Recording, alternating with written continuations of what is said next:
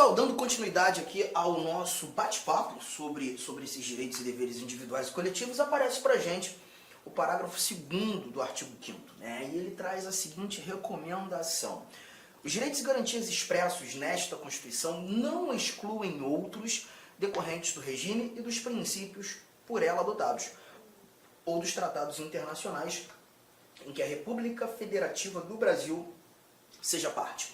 Bom, o que a gente extrai dessa leitura desse nosso parágrafo 2º? Primeiro ponto importantíssimo: grifo que os direitos expressos nesta Constituição não excluem outros. Não excluem outros.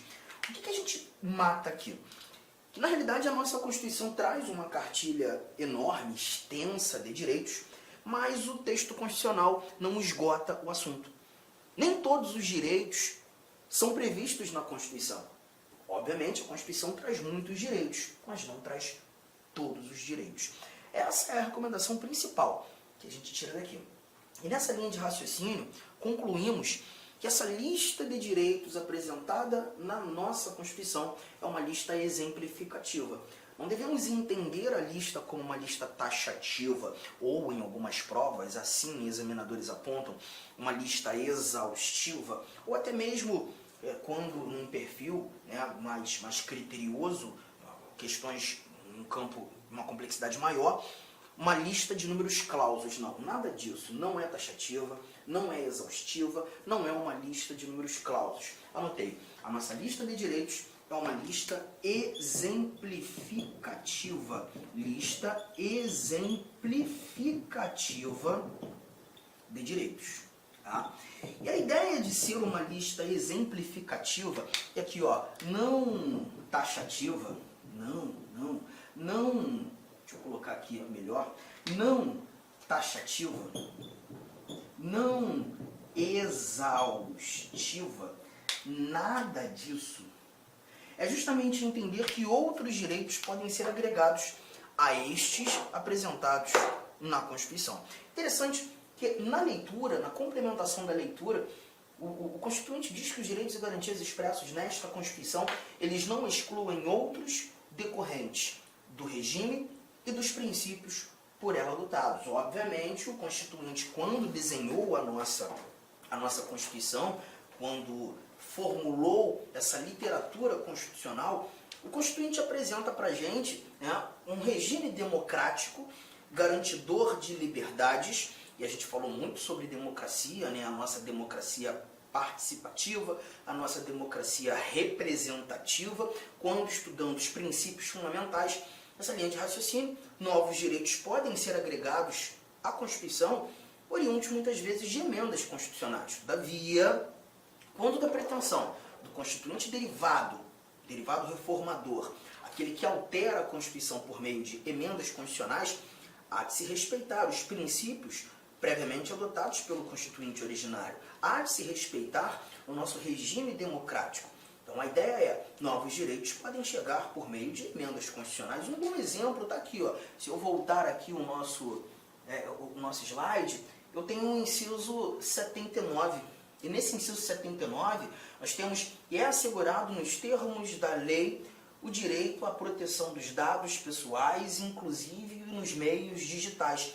Esse inciso 79 não é uma redação original da Constituição de 88, assim como o 78. Né? A todos no âmbito judicial e administrativo são assegurados a razoável duração do processo e os meios que garantam a celeridade de sua tramitação. Então a gente verifica nessa linha aqui, essas informações, que a proteção de dados, direito fundamental, e a razoável duração dos processos, sejam eles processos judiciais, sejam eles processos administrativos, foram orientações inseridas por meio de emendas constitucionais.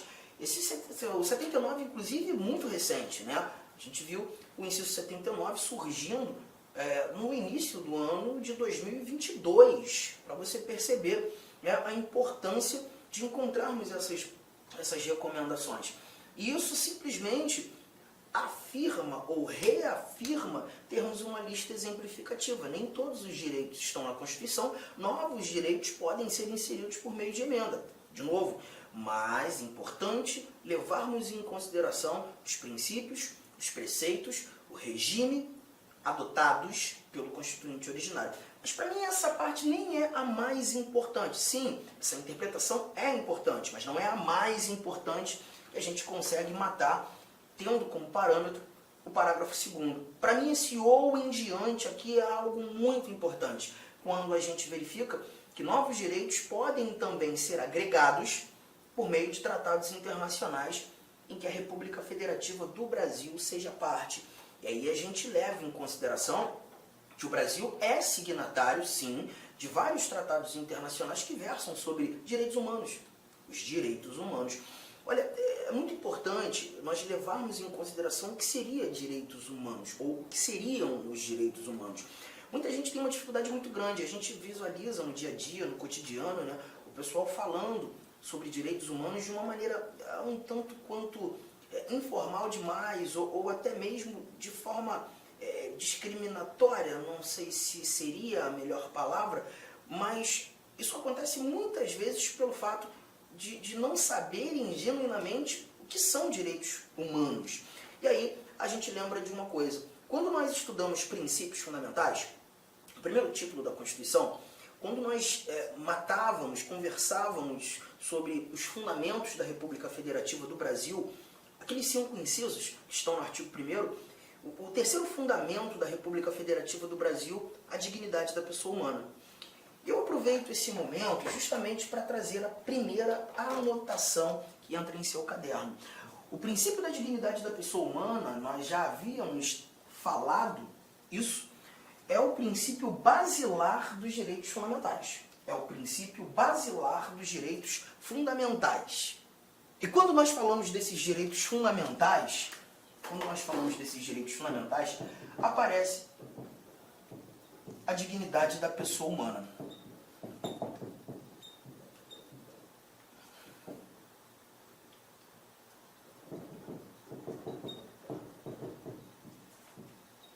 Bom, vamos lá, vamos entender isso aqui. Tá?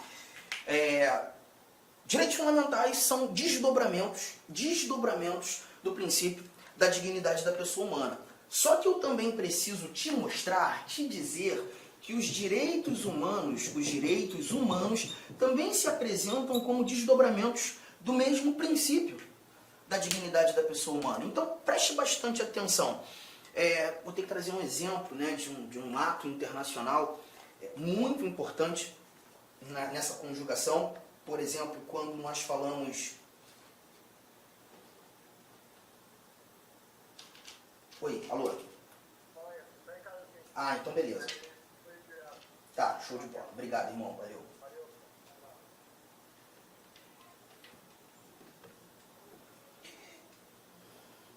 Tratar da Declaração Universal dos Direitos Humanos. A Declaração Universal dos Direitos... Eu vou voltar à parte dos direitos fundamentais. Espera aí.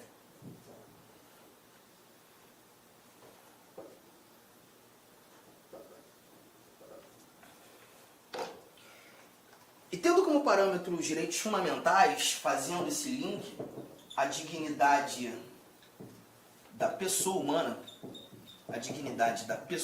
humana, qual é a relação? Direitos fundamentais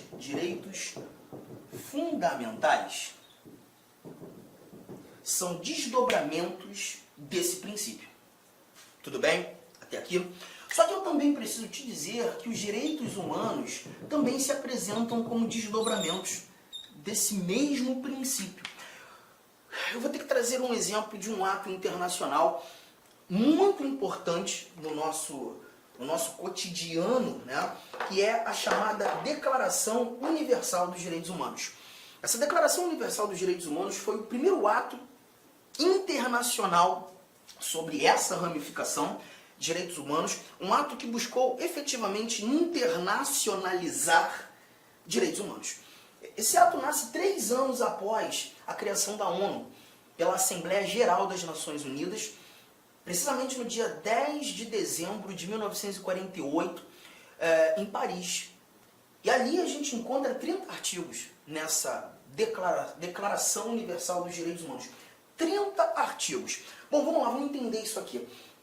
Dentre os artigos nós temos liberdade de locomoção, nós temos liberdade de credo religioso, vedação à tortura, falamos sobre remédios constitucionais, temos informações sobre direito de propriedade, sobre direito de nacionalidade, fala sobre educação, fala sobre direitos políticos.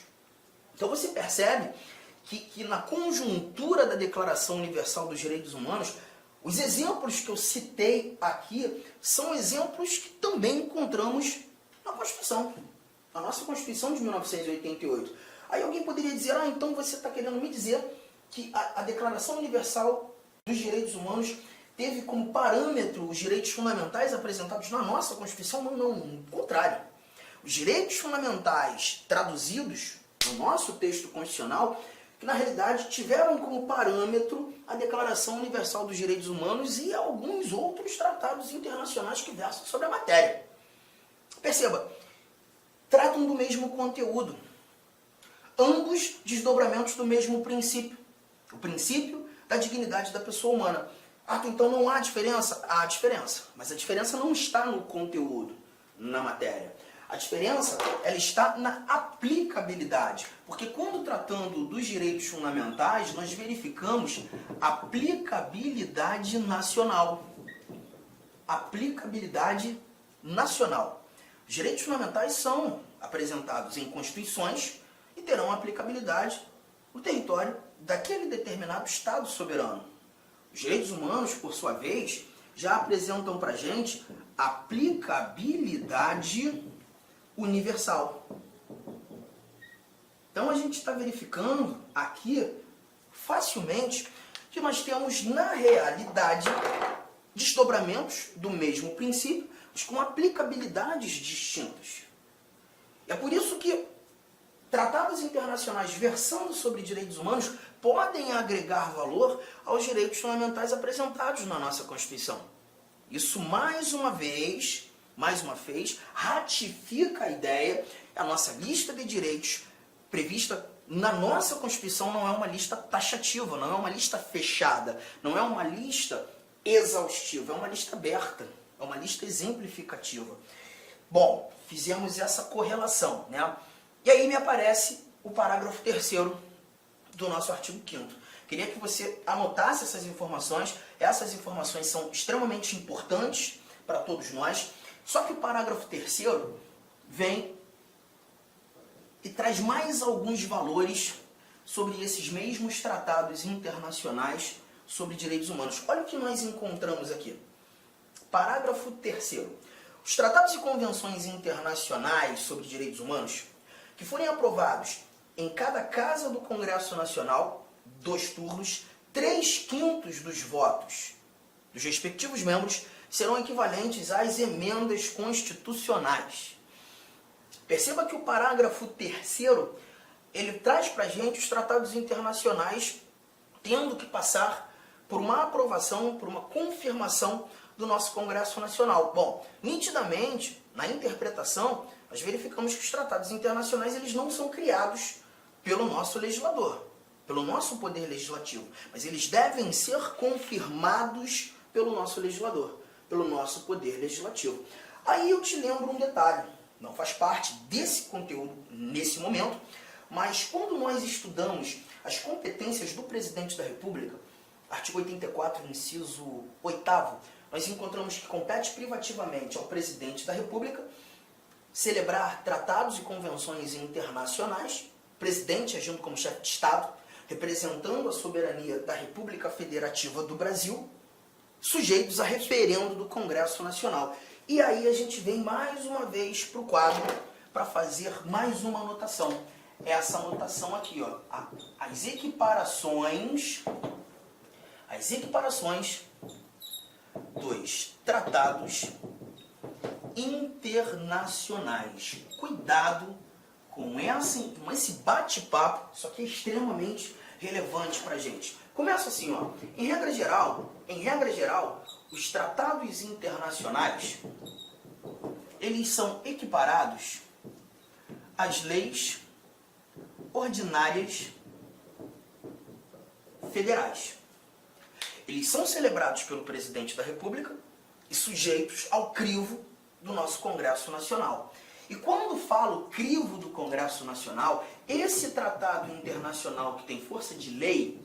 Olá, meus amigos! Inicialmente eu peço licença a vocês, pois interrompi os seus estudos, mas esse vídeo é um vídeo promocional da Lá Concurso, é um vídeo para você se deparar aqui com o nosso site. Se você quiser assistir o final desse vídeo, se você quiser assistir o PDF, quer fazer o curso completo, ponto a ponto do edital, super atualizado, enxuto, eu convido você a se matricular no nosso curso, tem um link aqui embaixo, o investimento apenas R$ 119,90.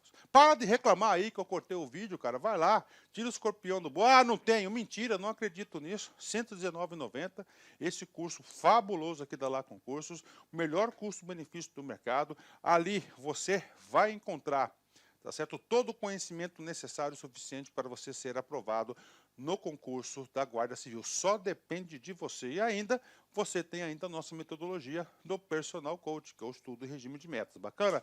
Vamos lá, vem estudar com a gente aqui na Lá Concurso. Forte abraço, fique com Deus. Tchau, tchau.